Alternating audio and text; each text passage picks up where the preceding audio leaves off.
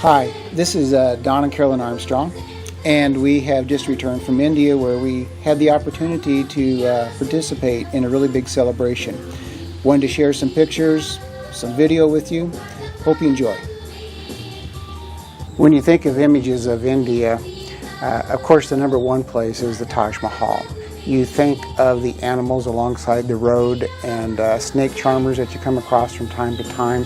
The beautiful women in their saris as they walk down the road with their loads, and camels even. It's a very different place.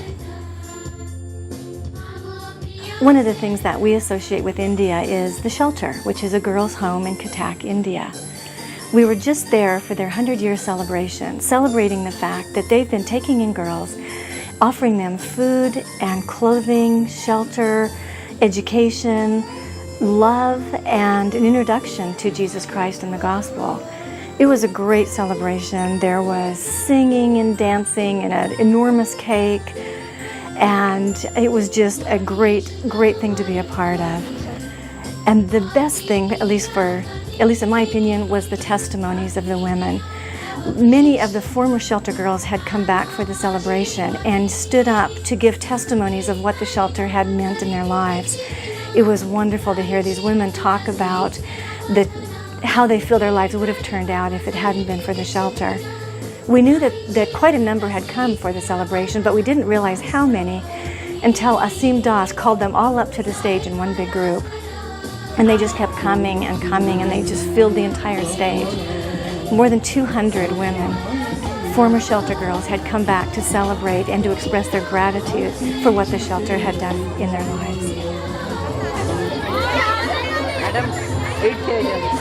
In the evening there was a second session on that first day of September, and the governor of the state of Odisha was invited to come and be the honorary speaker. He came and he spoke for about 10 or 15 minutes. He said some very profound things that I thought were worth quoting, one of which is this: for women and girls in our country, it shouldn't be any different than for men and boys, but it is. Despite legislation for many girls, especially orphans, human trafficked, unskilled labor, and begging on the street are the only options they have. Places like the shelter educate our girls and give them a future. And it was very evident that as we were introduced to the families of these girls after that evening session, how proud they were of what they were able to accomplish in their lives, and the number of generations that followed them, especially in their footsteps as being Christians. It was a great honor to meet these women and to meet their families. One other thing the governor said, and that was pretty profound, is that when you educate a boy, you educate one person. Educate a girl, and you educate a whole family. The shelter is moving our country toward the future.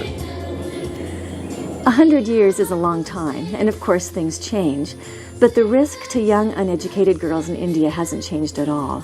So the shelter continues to do what it does, and we were able to see on this last trip the way that ripples out through the generations, changing the lives of girls who have never even been at the shelter. The shelter is doing a wonderful work in India, and we're really excited to be a part of that and to help plan for the next 100 years. Once again, thanks to all of you who helped the Church of God in Asia. Sawadee Krap.